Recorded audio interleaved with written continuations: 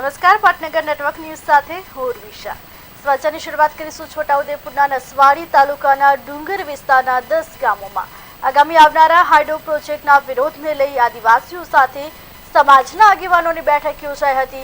Hydro project સર્વેને લઈ છેલ્લા 1 મહિનાથી વિસ્તારમાં વિવાદ ચાલી રહ્યો છે। આદિવાસીઓ જળ જંગલ જમીન ન છોડવા મક્કમ બન્યા છે। સરકાર સામે આદિવાસીઓ લડી લેવાના મૂડમાં હોય ગામે ગામ બેઠકોના દોર શરૂ કરાયા છે। હાઇડ્રો પ્રોજેક્ટને લઈને આદિવાસીઓની બેઠક મળી હતી। આદિવાસીઓ જળ જંગલ જમીન ન છોડવા માટે મક્કમ બન્યા છે।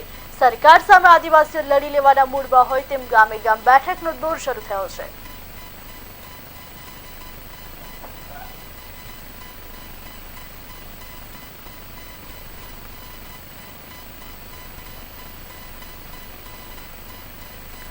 નસવાડીના ડુંગર વિસ્તારમાં સમાજના આગેવાનોની બેઠક યોજાઈ હતી। હાઇડ્રો પ્રોજેક્ટને લઈને આદિવાસીઓ હવે સરકાર સામે લડી લેવાના મૂડમાં હોય તેવું દેખાઈ રહ્યું છે।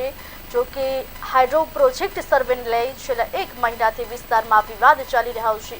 આદિવાસીઓ જળ જંગલ જમીન ન છોડવા માટે મક્કમ બન્યા છે। સરકાર સામે આદિવાસીઓ લડી લેવાના મૂડમાં હોય તેમ ગામે ગામ બેઠકનો દોર શરૂ થયો છે।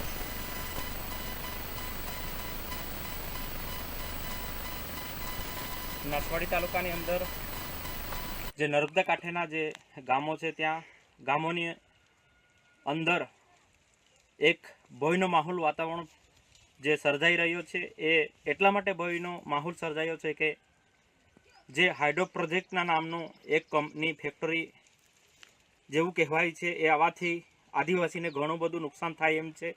આ 10 થી 11 ગામો એમાં વિસ્થાપિત થાય એમ છે। તો એ લોકોને કઈ જઈને વસવાટ કરવાના કેટલી જમીન આપવાના છે, કઈ જગ્યા ઘર બનાવી આપવાના છે, કોઈ વિકલ્પ તો એની પાસે છે નથી। તો આ આદિવાસી લોકોને કઈ લઈ જવા માંગે છે ખબર નથી પડતી।